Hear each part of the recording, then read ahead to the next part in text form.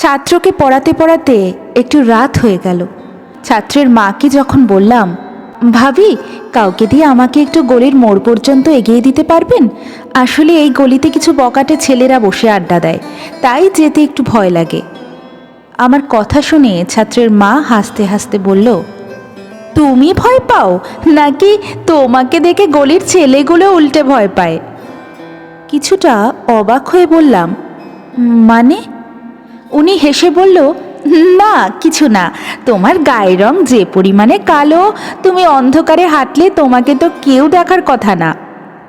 ছাত্রীর মায়ের কথার ইঙ্গিতটা ঠিকই বুঝতে পারলাম, তাই কিছু না বলে চুপচাপ বাসা থেকে একাই বের হয়ে গেলাম। মাঝে মাঝে সৃষ্টিকর্তাকে প্রশ্ন করতে ইচ্ছে করে, হে ভগবান, মানুষ রূপে যেহেতু পাঠিয়েছ, তাহলে গায়ের রংটা একটু ফর্সা বানিয়ে পাঠালে কি এমন ক্ষতি হতো? মানুষের এত লাঞ্ছনা আর সহ্য হয় না। রাতে যখন খাবার খাচ্ছিলাম তখন মা কিছুটা ভয়ে ভয়ে বাবাকে বলল, কাল যে ছেলেটা রিতাকে দেখতে আসবে, শুনেছি সেই ছেলেটা নাকি আগেও একটা বিয়ে করেছিল। বাবা খেতে খেতে কর্কশ গলায় বললেন, বিয়ে করেছিল। সেই সংসারে নাকি 6 বছরের একটা সন্তানও আছে। আছে। জেনে শুনে এমন একটা ছেলের কাছে মেয়ে বিয়ে আমাদের উচিত হবে? বাবা প্লেটটা দূরে সরিয়ে মায়ের দিকে রাগী চোখে তাকিয়ে বলল, তোমার মেয়ের জন্য এমন ছেলে পছন্দ করব না তো রাজকুমার পছন্দ করব? কে তোমার এই মেয়েকে বিয়ে করতে চাইবে শুনি? মেয়ে পেটে থাকাকালীন কি কয়লা খেতে যে এমন একটা মেয়ে জন্ম দিয়েছ? একটা কথা কান খুলে শুনে রাখো, লুলা ল্যাংড়া কানা যেই মেয়েকে পছন্দ করবে আমি তার সাথেই মেয়েকে বিয়ে দেব। কোনো রকম দায়মুক্ত হতে পারলেই বাঁচি। বাবার কথা শুনে মায়ের চোখের জল ফেলা ছাড়া কিছুই করার ছিল না, আর নিজের চোখের জলের কথা বাদই দিলাম। পরদিন পাত্রপক্ষ যখন আমায় দেখতে আসলো, তখন মা নিজে হাতে আমাকে সাজিয়ে দিচ্ছিল।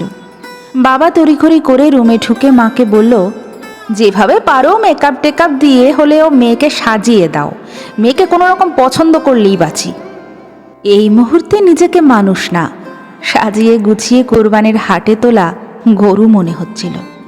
গরুকে সুন্দর করে সাজালে ক্রেতাদের যেমন আকর্ষণ বাড়ে, তেমনি আমাকে সাজানো হচ্ছে যেন ছেলেপক্ষ পছন্দ করে। ছেলেপক্ষ আমাকে দেখে খুব একটা পছন্দ করল না।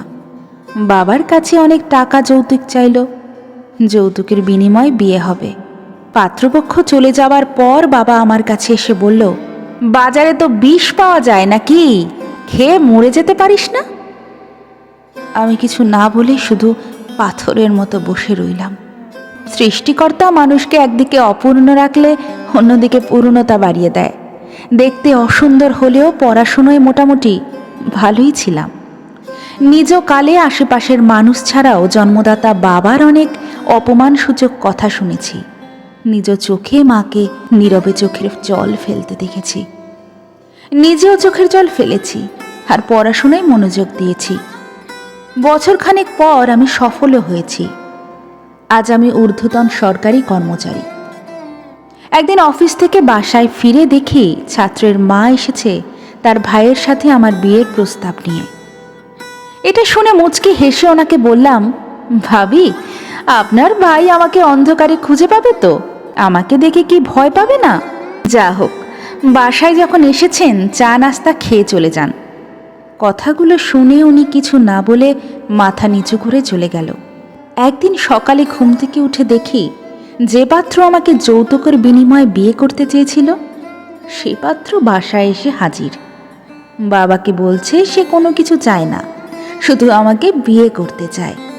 বাবা কিছু বলার আগেই আমি ছেলের দিকে তাকিয়ে বললাম, ঠিক আছে, আমি বিয়ে করতে রাজি, কিন্তু আমার একটা শর্ত আছে, আমি বিয়ের পর চাকরি করব না।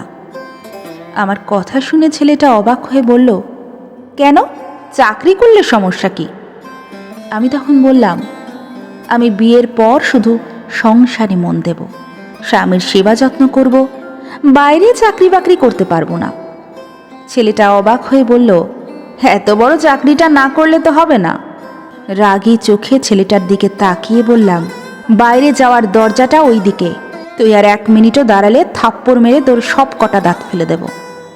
ছেলেটা কিছুটা ভয় পেয়েই বাসা থেকে দ্রুত পায়ে বের হয়ে গেল। বাবা আমার কাছে এসে বলল, তুই কি বিয়ে করবি না? আমি বললাম, অবশ্যই বিয়ে করব।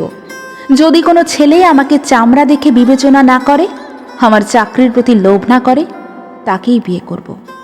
কিন্তু মা, বাবাকে থামিয়ে দিয়ে বললাম, বাবা, আমি দেখতে কালো হই আর যেমনই হই না কেন, আমি তো তোমারই মেয়ে।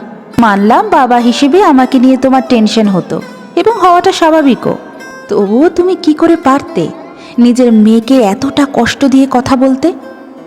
বাবা, সৌন্দর্য বা শারীরিক গঠন মানুষের হাতে থাকে না, তবুও ঘরে বাইরে সব জায়গায় প্রতিনিয়ত অপমানিত হয়েছি।